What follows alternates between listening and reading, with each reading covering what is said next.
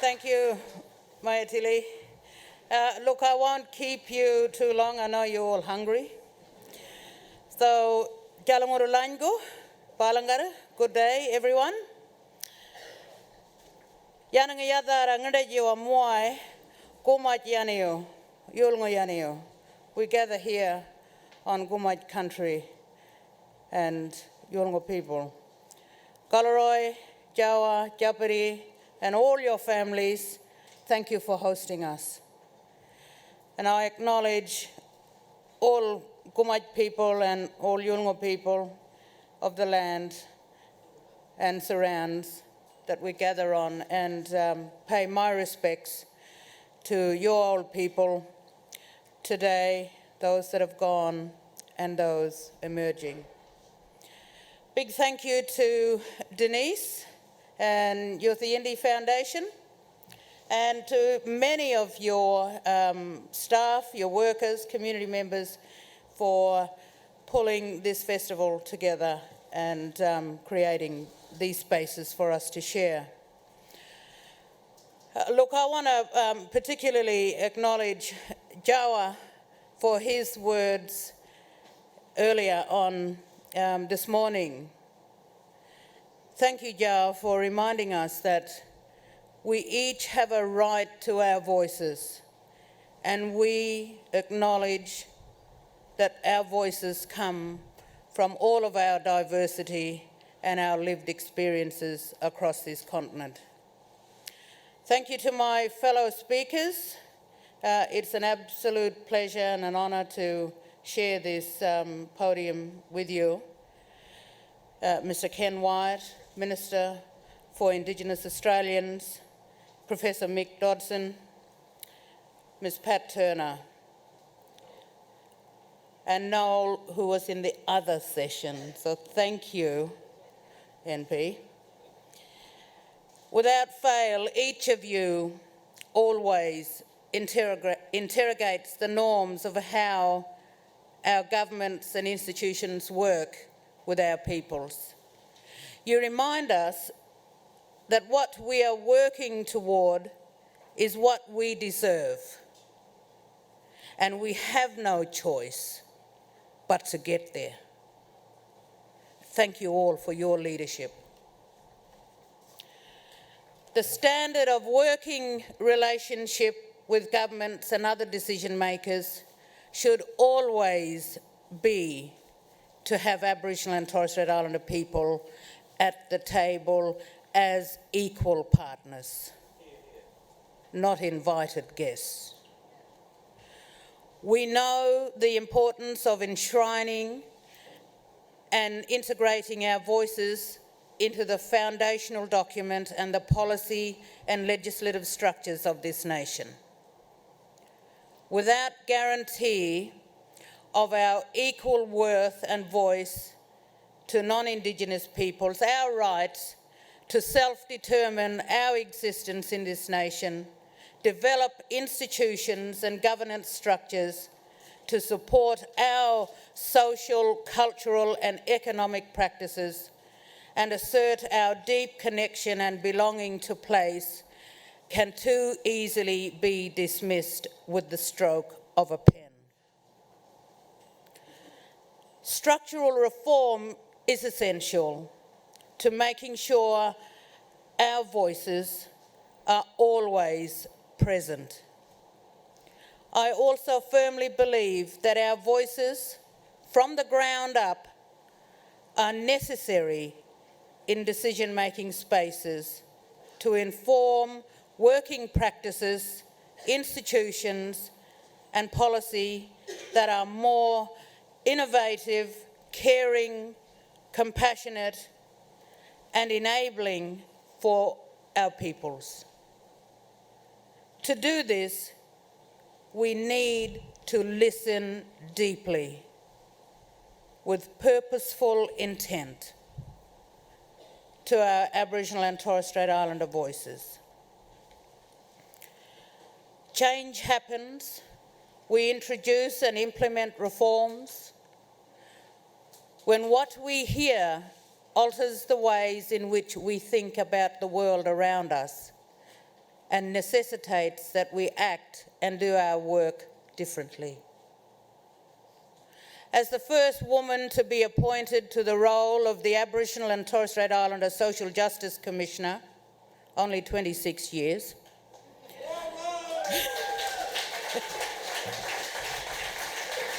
at the Australian Human Rights Commission, I am absolutely committed to truly listening, understanding and responding effectively to our women and girls' voices and to all of our peoples. This is the central priority of my term. In 2017, the first thing I did as the Social Justice Commissioner was to say to our Aboriginal and Torres Strait Islander women and girls, your voice matters and you have a right to your voice. Let no one ignore you or silence you. When I launched the We Aniyu Dangane project, meaning women's voices in my language, Bunaba, in December 2017, my team and I travelled to every state and territory. We went with no set agenda or imposed framework. Our women and girls in their communities set the tone and determined the conversation. It has been 33 years since the women's business engagements, the national engagements, took place in the days of DAA. The first and only time our voices as first women have been heard as a collective. In 2019, it is time to hear us again. Toward the end of this year, we will hand to Parliament all of what our women and girls have said, all of our strengths, issues, solutions, and the future we want, a future self-determined by us. There is no better place and gathering to listen deeply and consider the power and potential of our voices than here at Garma. Here, Yolngu voices have asserted their unique cultural, social, economic and political realities. This shows us how our voices can contribute to Indigenous nation building and forming institutions and organisations based on our knowledge that teaches our knowledge to our peoples and to others. Our voices have never been passive. Voice constructs our societies.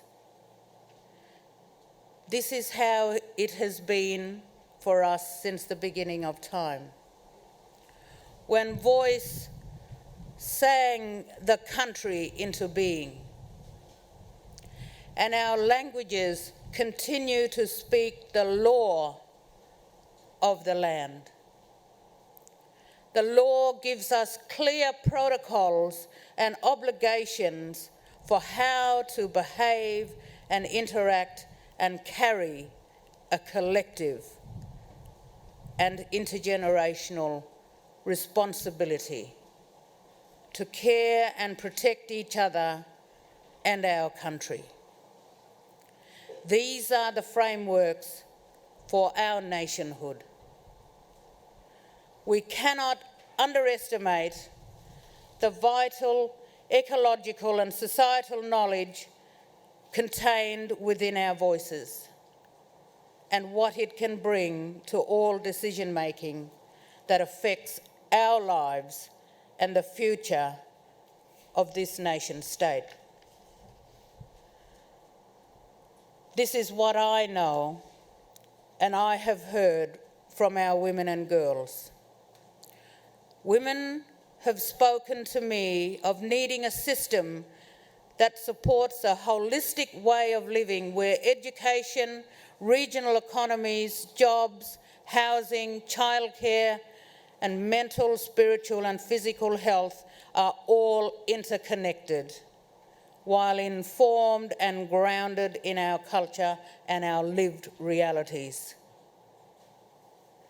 But as you all well know, the approach to work is segmented and siloed and operates free of our lived realities and contexts.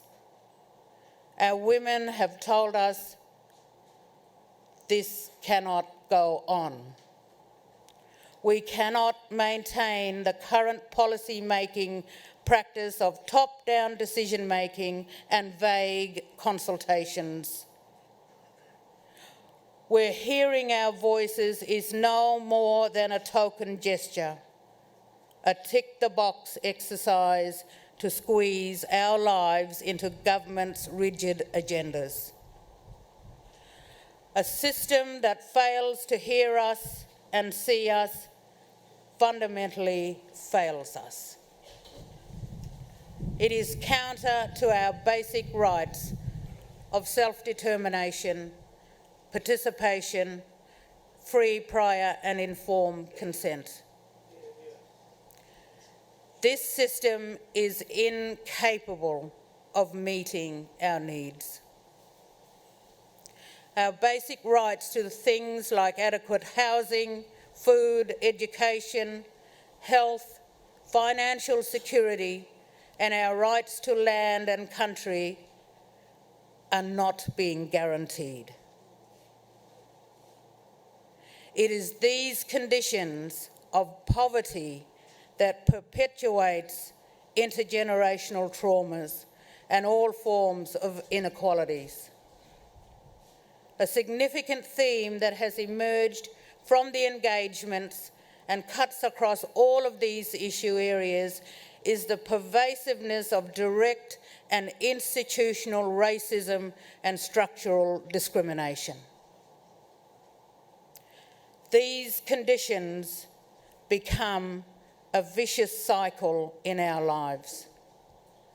The same system that has failed to provide the necessary support comes to frame us in the deficit, as if we are an issue or a problem to be solved. Investments are weighted toward crisis intervention and institutional response instead of prevention programs and supportive pathways to enable our women to be heard and have the lives they want and deserve. At this point in time, with the evidence at hand and our voices singing out loud and clear, we need to put an end to government's policymakers and bureaucrats thinking they know our lives better than we do. They don't. How can someone who does not live in our reality know what is best for us? That is why when we release We Yaniyu Dangani, Women's Voices, we will be calling for reforms that respond to what our women have said, that to be truly self-determining while rectifying injustices and disadvantage in our lives, we must be at every decision-making table and our voices must be central to designing policy and legislation. How many more reports will it take? This acceptance of crisis caused by the system, not us, has to end. And it must end now. To effectively respond to the systemic issues women have spoken, we have to break the cycle of inequality and interventions. The system has to be flipped from crisis to prevention. We will also be asking that Australian governments at the federal, state and local levels change ways of working so that processes, programs and services are community-led, strengths-based and trauma-informed.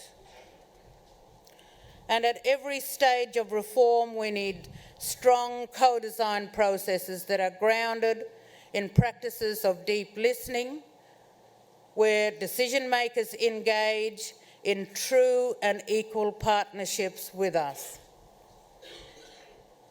It is in spaces like this here at Garma that I can see how co-design can truly take effect.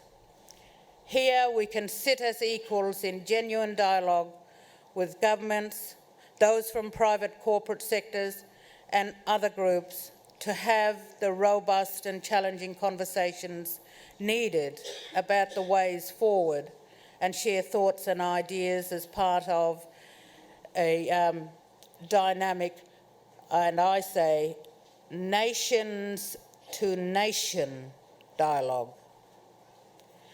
This is how we need to respond to We Yani Udangani when it is released. The report, like our voices, will not be passive. It will be a starting point to build from. It is certainly not another moment to let settle, isolated in time or a closed book. Our women's voices and our girls demand a response. When stage 2 of We Yani Udangani begins, my team and I will look toward working with our peoples and others across all levels of government and sectors, and we will work together. And with many of you by our side, we will need to do this work in a genuine, deep listening and responsive partnership. Raora Malawara, Karna Yinga Kama Wadrala Yaranga Manta. Pururingara Yadawara, Yarangara Tangarne, John Bawai. Ngunda Yinanga Banda. As Jawa reminded us, and I translate to you, let's look up and we see what's coming towards us. We wait here with our word, with our voice, with our song, with our story from our land. With all of our voices, Indigenous and our non-Indigenous supporters, we thank you. Yananja.